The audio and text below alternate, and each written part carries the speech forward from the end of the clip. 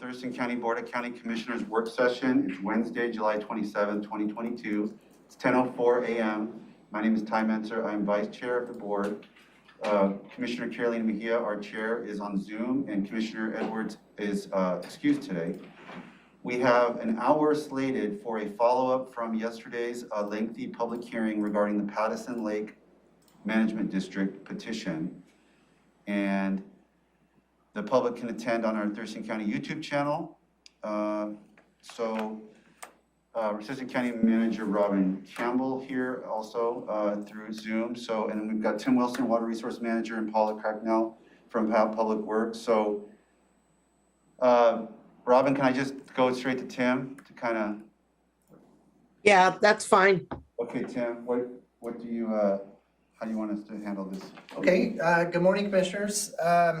So this briefing was put together and timed in the spirit of continuing to move this process forward, or at least the consideration of this process.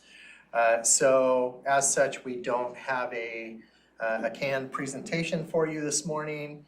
Both Paula and I are here to answer any questions prior to eventually posing the question to the board through a resolution of findings and determinations whether this proposal for the Pattison Lake Management District is one, in the public interest, and two, financially feasible. The board held its public hearing yesterday. Just to give a quick breakdown of that. So first, with the petition, there are 576 affected parcels within the proposed boundaries of this proposed district. 118 of those, or just over 20% of the voters within the proposed district signed on to the petition, which represented about 36% of the acreage within the district. At the public hearing yesterday, quick math this morning, it looks like there were 33 supportive comments. 2 of those appeared to be comments that were from residents outside of the boundaries of the district. Just for information, we had 7 that appeared to be non-supportive of the proposal, and 6 that were a bit unclear. They weren't. They may have been supportive, but had concerns. So we marked those as unclear. 1 of those appeared to be outside of the district as well. So that's kind of the stats from yesterday. I will say that when staff evaluate a petition for a proposed lake management district, we're really looking at 4 different things. We're asking ourselves, does the proposed district appear to align with sound lake management practices? So what the petition outlines is their general overarching goal. Is that going to be in alignment with good lake management practice as we know it?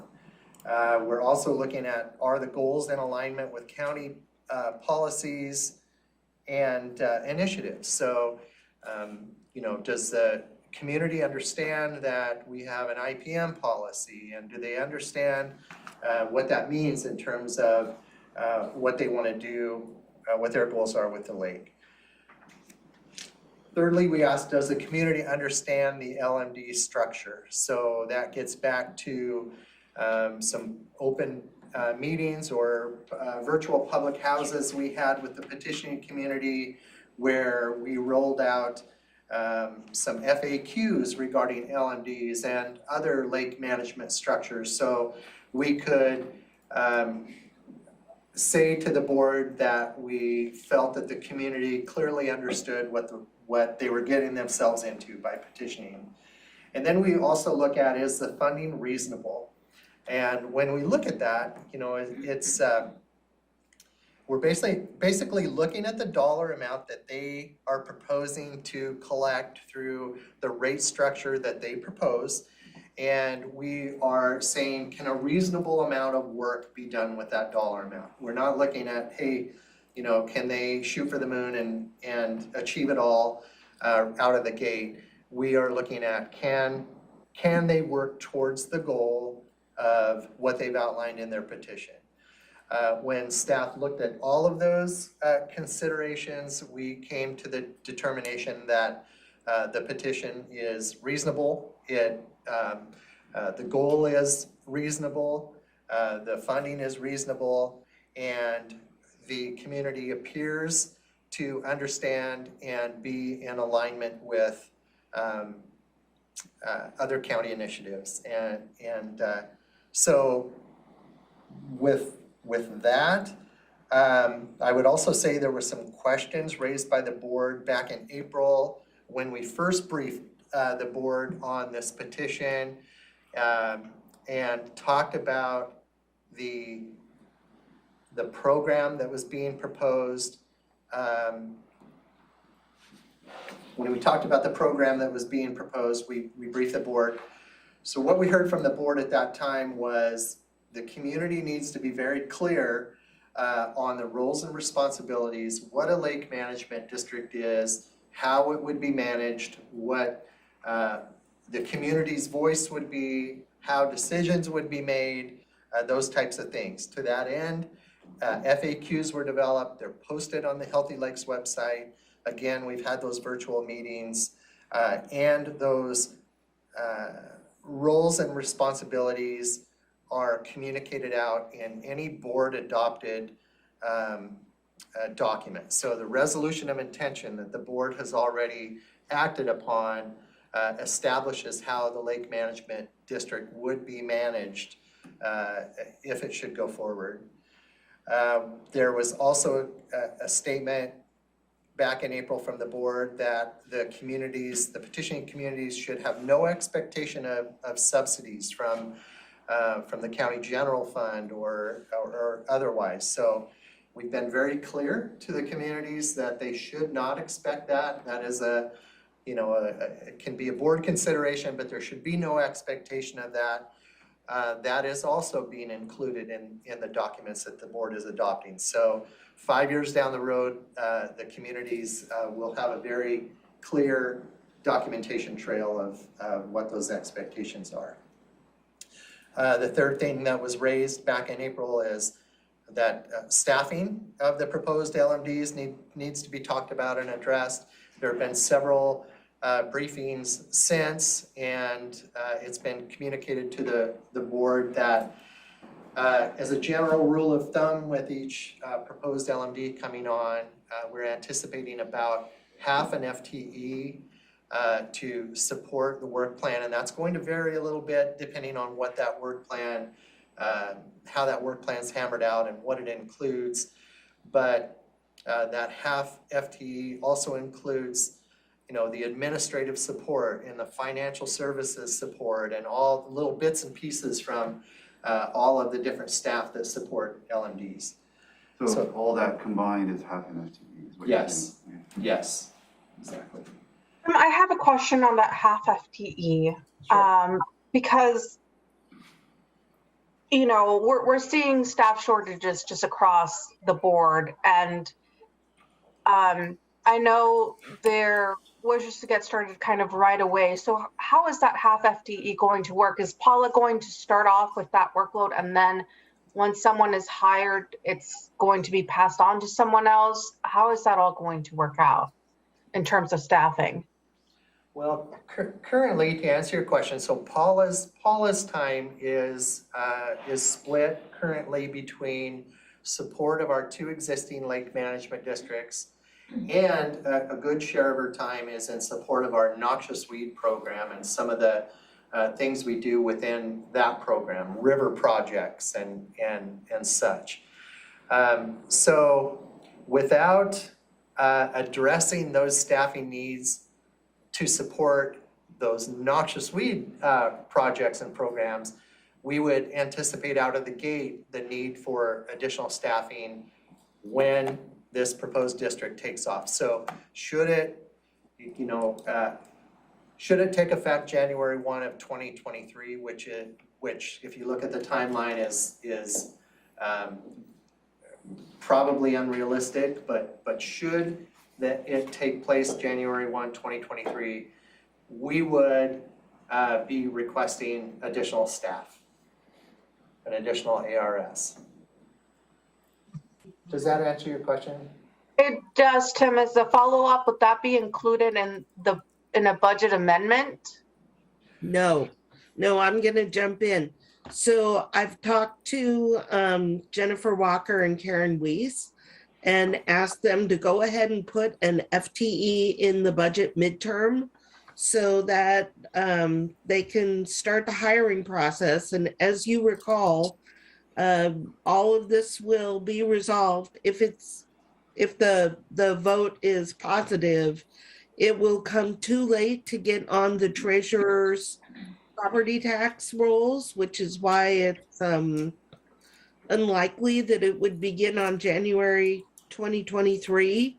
But the board has also discussed the possibility of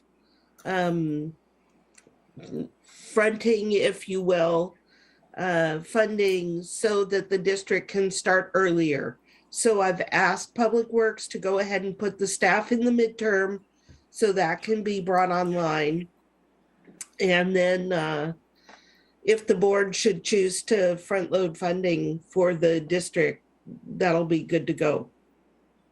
Thank you, Robin.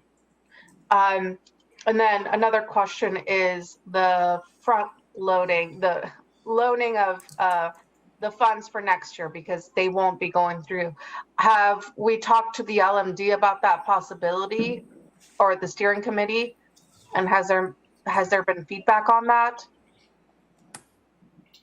If that question is for us, no, not formally. We haven't had that conversation.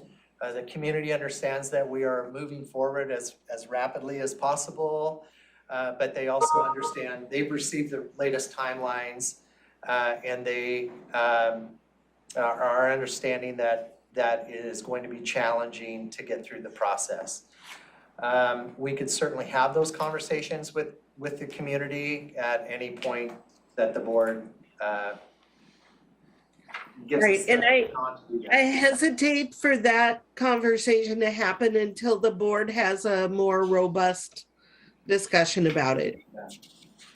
Yeah, absolutely. The details will really matter on that, especially how the district is supposed to pay back what's fronted. That would be something that they would like to know, I'm sure.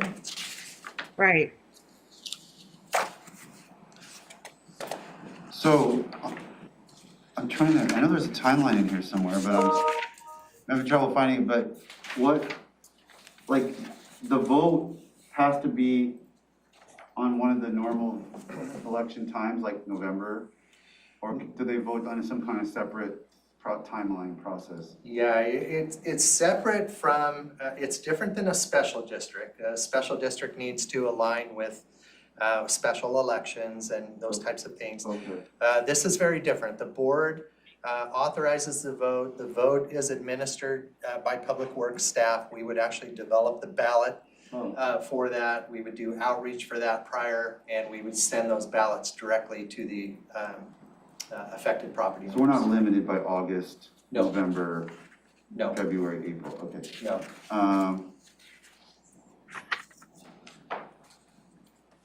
Okay, and then.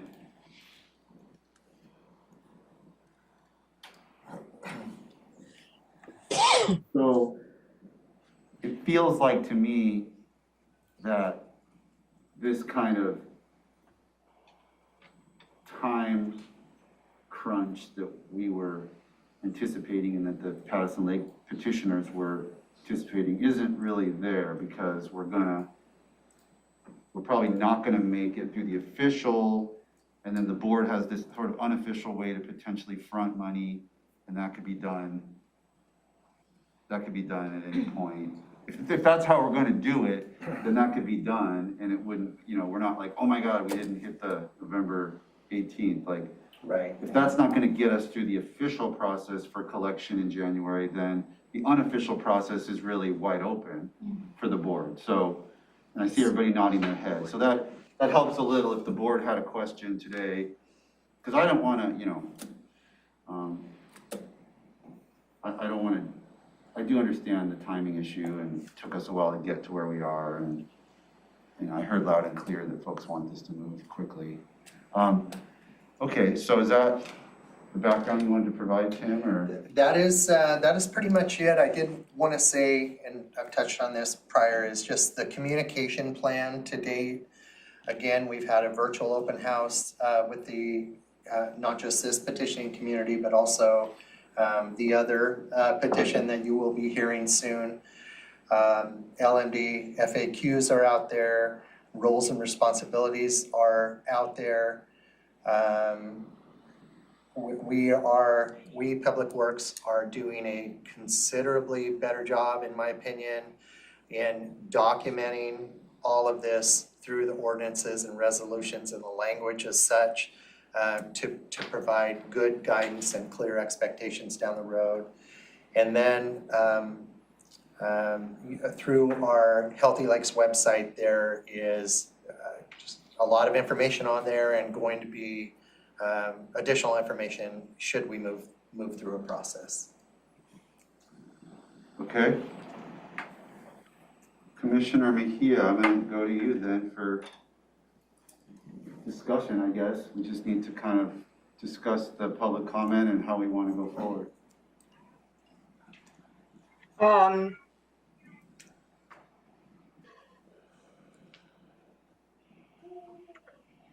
I don't really have any discussion points. I mean, I guess I've been asking my questions as they're coming up about the process. You know, I had that concern with the possible FTE. We received a lot of public comment yesterday. And I guess I just, I would have knocked it down. We usually, after it passes a certain number, we have it, you know, to be 3 minutes, but it was not something that, you know, we could discuss with the board beforehand. And so we ended up being 4 minutes, but a lot of them went under for their 4 minutes anyway. So it was great to receive, you know, so much public comment, both, you know, for and against. I'll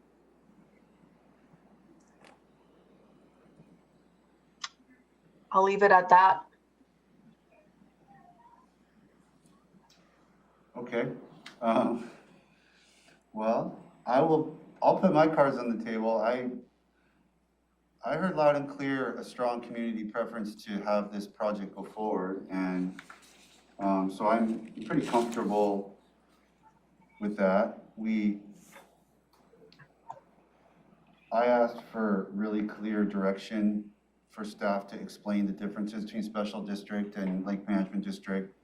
I know that happened.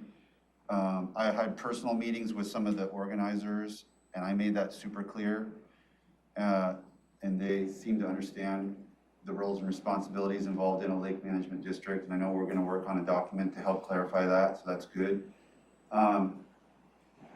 The only real question, I'm 100% supportive of this moving forward in some fashion. I'm also, I'll lay my cards on the table, I'm 100% supportive of fronting them money so that we can get them going, you know, not be hamstrung for a whole year by bureaucratic process.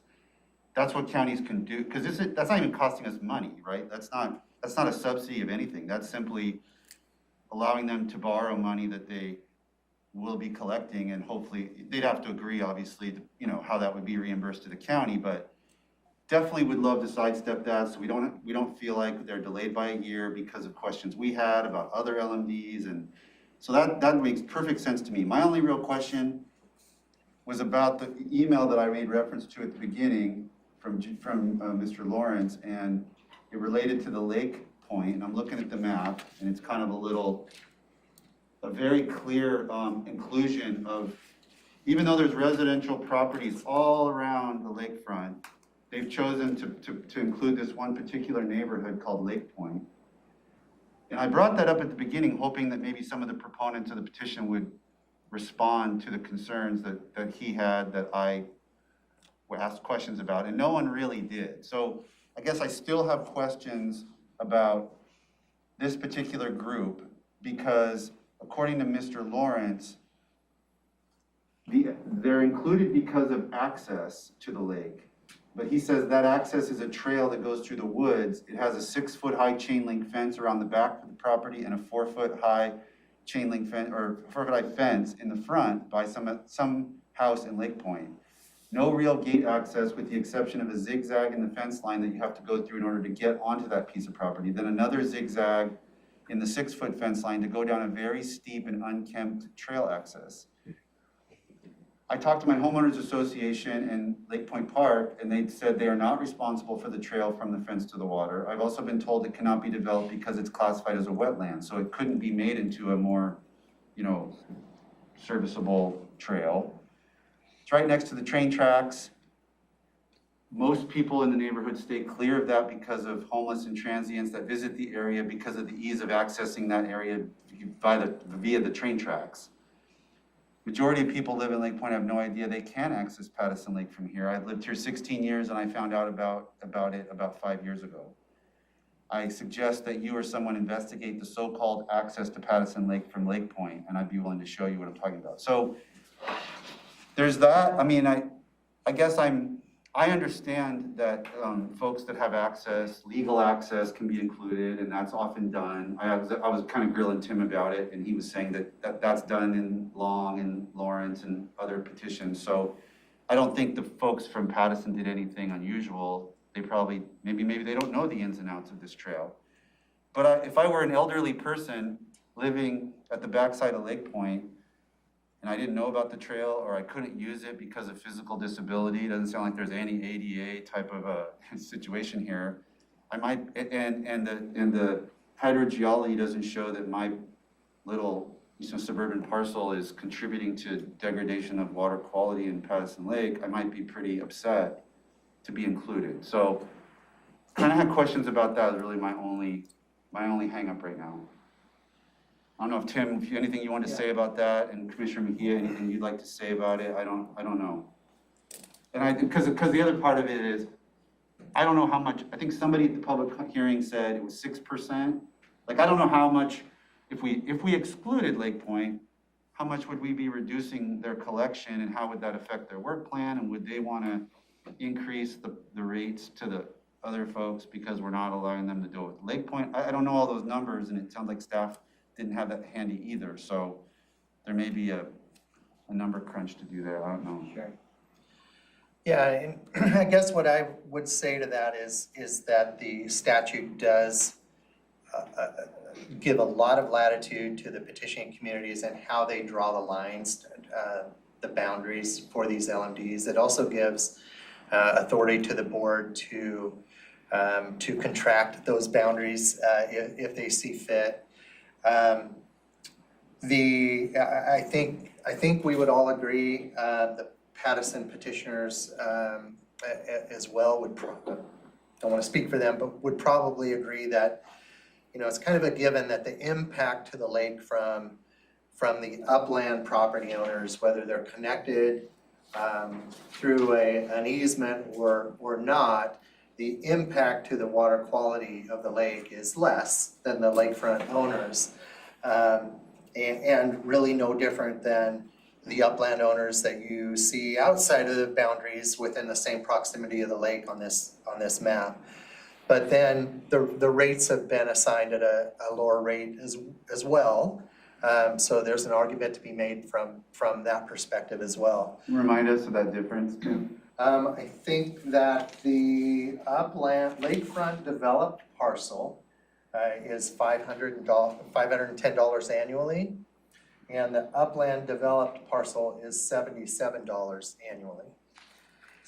So what I would also say is I know that the Pattison Lake petitioners are thoughtful of folks, and in one potential remedy if the board has questions about this is, for staff to, as in tandem with developing the next steps in this process, we could certainly reach out to the petitioners who also heard the comments through this process and see where they're at on this. We could see if they still want to stand firm on this boundary, if they want to have another look at that, or how they are on this. And in the meantime, we could be coming forward as proposed in development of the resolution.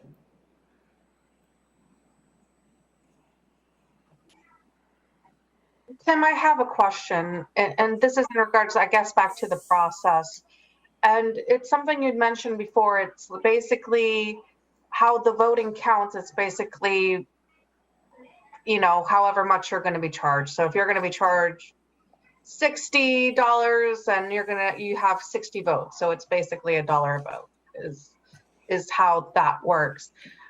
Is that set by RCW? How does that work? Yes, that is set by RCW 3661, and you're right. It is a 1 vote per dollar of assessed rate annually. Okay. Commissioner Mejia, I guess, what's your thinking about the Lake Point issue that I brought up? Well, that's kind of what I was asking for, because I've heard it from several lake management districts as well as special use districts, right? When we had the Black Lake hearing about upland areas feeling that they didn't quite belong into that whole either a lake management district or a special use district. So I'm tracking right there with you, Commissioner Menser. But I also don't want to be in a position to alternate a map or a proposition that's been put in. And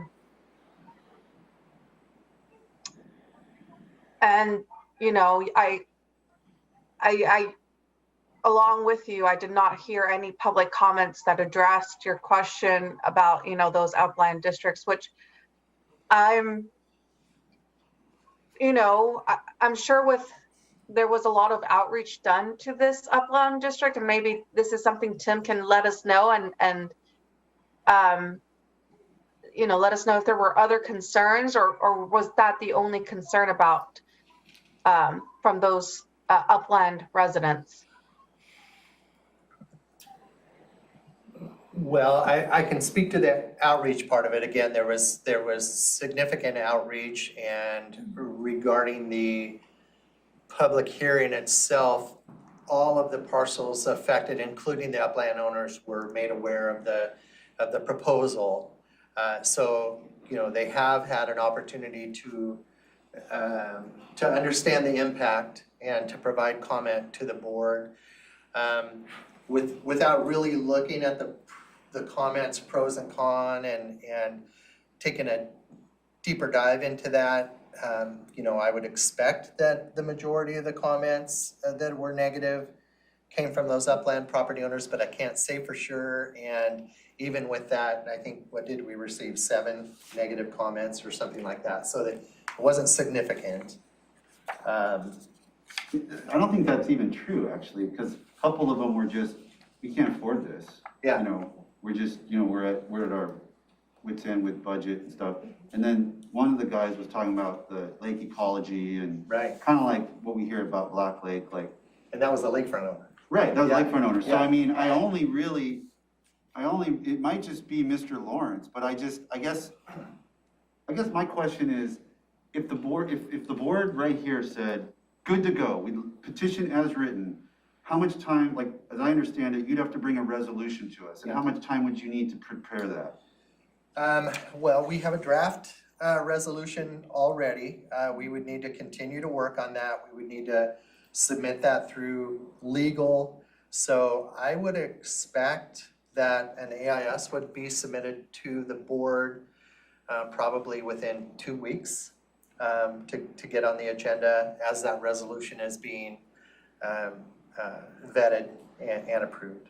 So we would be sticking pretty close to the schedule that you are aware of, early August for an AIS submittal. I'm just wondering if, if we could give, and this is theoretical, because I don't know where Commissioner Mejia stands, but if we said, okay, move forward on that. Yeah. Send it to lawyers. Meanwhile, in the next week or two, I just frankly, whether it's you or me or Commissioner Mejia, I feel like we need to look at the access. I feel like I need to probably myself eyeball like this trail. Yeah. And see if because if the whole linchpin of this is access, I kind of need to confirm. Nobody was able to confirm in public comment, they didn't have to. I don't want to say they did anything wrong, but nobody actually took issue with this description that's in this email that's pretty well written and pretty descriptive. Yeah. And so I'd kind of like to see that. I'm sure we could set up a site visit out there and have some representation from the community to facilitate that. So I'm just wondering if that could happen on a parallel track, so we're not losing time per se, but I feel like then due diligence has been done about that. I don't know, that's just a thought. Yeah, what would that look like? I will say that I have recently been out on Pattison Lake and went right by that area, and there were a couple people hanging out there fishing. So it is used, whether they're in the community or not, but what would that look like? Would you like to hear directly from people in the community and have photo evidence of it? I'd probably just drive into Lake Point, pretend I live there, and try to get to the lake and see if I have to climb over a fence, or imagine that I'm an elderly person. Mhm.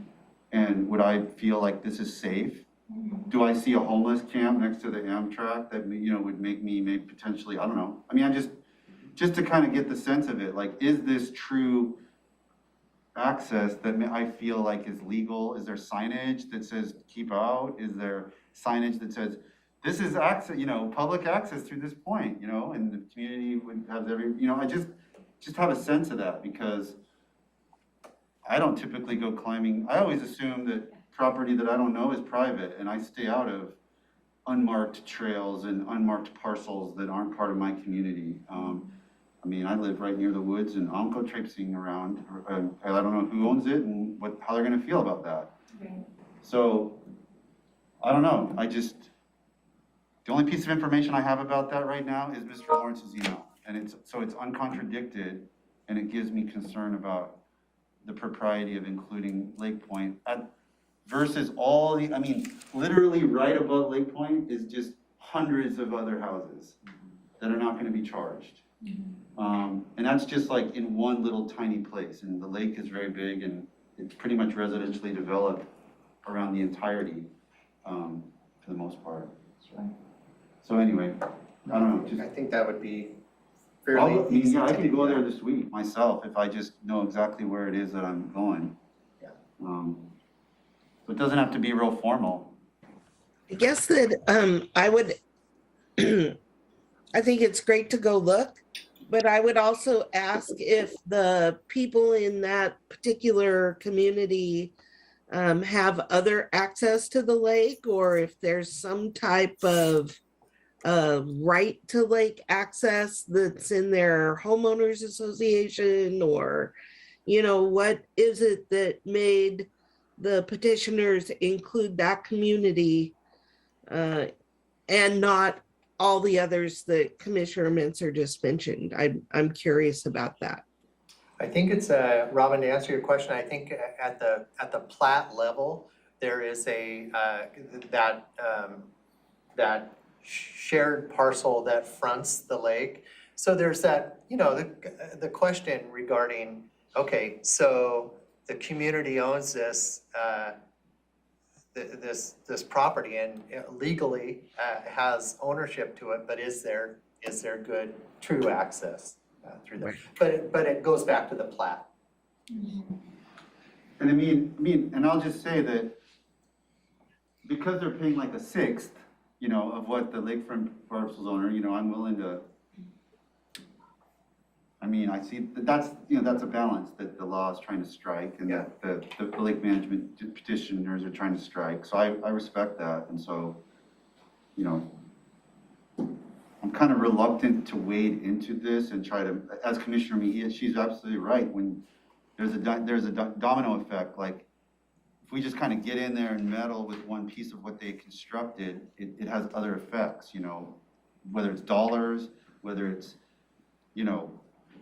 how the other discussions they had was based on these number of parcels and these number of dollars, and maybe so folks wouldn't have supported it as strongly if it was going to be less parcels and less dollars, or if they were going to have to pay a few dollars more because to make up for excluded parcels. I mean, it gets very complex. Yeah. And I would rather just let their petition stand as done, but I just feel like I need to sort of to flesh that one piece out. Tim, is there a specific RCW in regards to uplands and, how they get chosen? Do they have to have that lakefront access? Is that how it works? What are the limits and how far can they go? Yeah.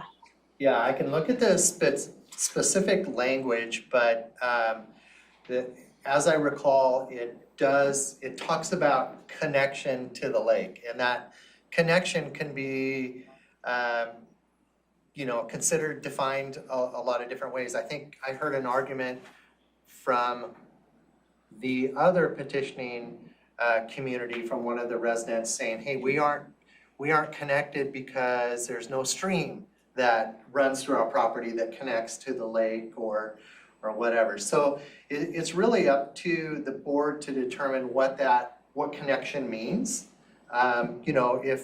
If these properties, you could argue that if they are applying fertilizers to their lawns and doing things, that they're close enough that is going to have an impact on the lake, but so would the other parcels that are within the same proximity in general. So there's some latitude there. I can speak to how the previous boards have looked at that with Long and Lawrence, and they have answered that question through the legal access, either through a plat, or an easement. Sorry, that was a long-winded answer. Apologize. Thank you.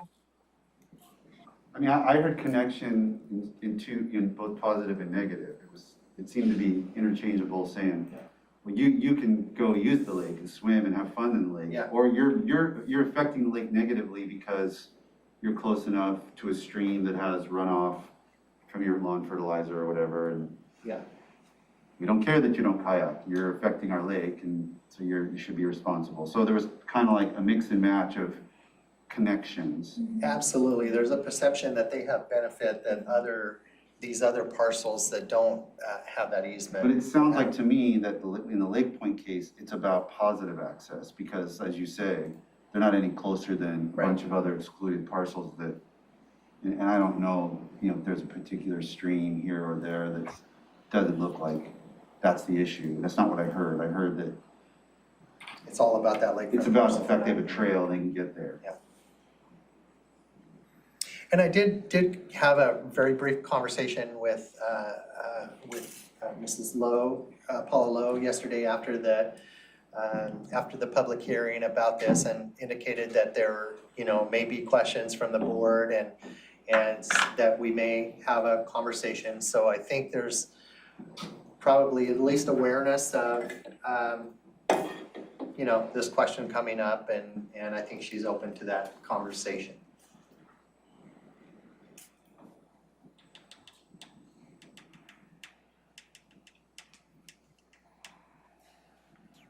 Well, So, yeah, where should we go? For me, I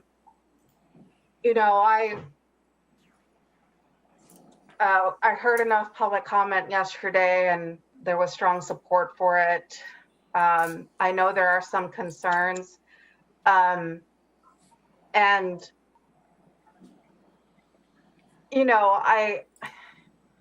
I want to be sure that we're setting realistic expectations, right? That it's a process, right? Where it's going to be a process to get the lake to be healthier. And I know there was some public comment where people were concerned on whether, am I going to see a fix in this, or are we just going to be, paying more for a solution that, that's not going to make a difference. Especially with, Lake Lawrence and Long Lake still having issues with algae blooms or with noxious weeds. So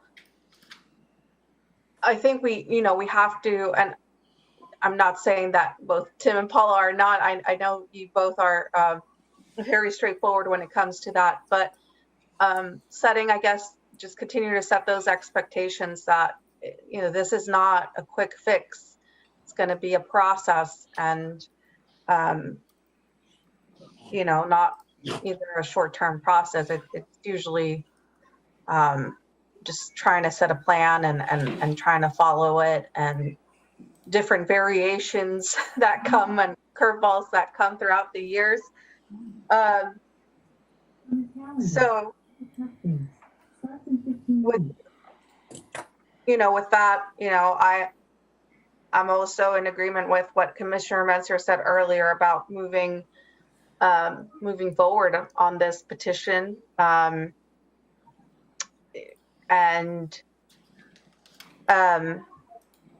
then I'm also in support of, I understand it got delayed because of us. And, they submitted their petition back in December.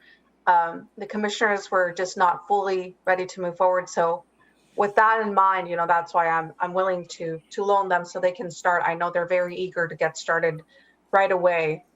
So I'm in support on moving to the next step as well.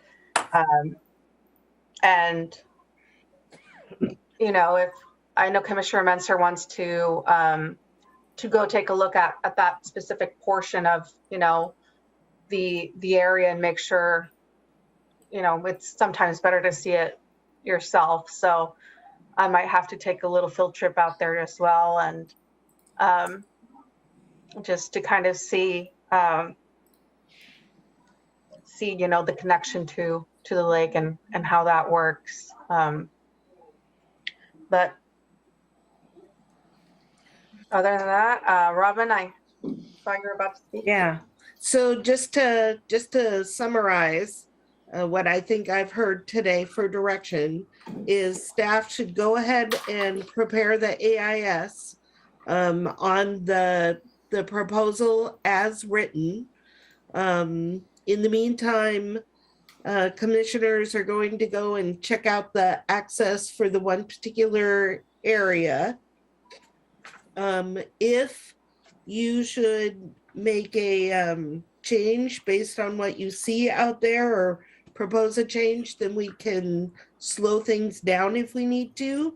But if everything's still okay, we're going to move forward with the plan as is. And I would suggest that we take up the question of whether or not to give a loan or some type of front-loading support to the district during the budget process, so that we can work that into there and give staff clear direction on discussion of what exactly the board is offering, to see if the new Lake Management District's even interested. That sounds like an accurate summary, Robin. I'm comfortable with that. I'll say to the lake management petitioners that I'll do what I can from my seat as commissioner to get them going productively as soon as I can. Yeah. I would just point out, and Commissioner Mejia's point about us taking a little extra time, I don't know how many of the Lake Management District commenters were there for the 2 p.m. comment, but they might have heard a comment from one of our Lake Management District leaders about, we're as tired of making complaints to you as you are tired of hearing about them. And that's just a little window into why the commissioners had to slow down a little bit in early 2022. It's not been an easy process to get good roles and responsibilities clarified, and we're still working that through. So I do apologize, but I also do defend the approach that we took because it was necessary given a lot of issues that we were trying to work through with our existing lake management district. So I think we've had good conversations with them, and I think we're working forward, but just wanted to throw that out there because I know some folks are probably scratching their head as to why it took us the time that it did, but it was really, there was some kind of method behind the delay. So, but we'll hopefully be able to fix this on the back end, and we'll work through that.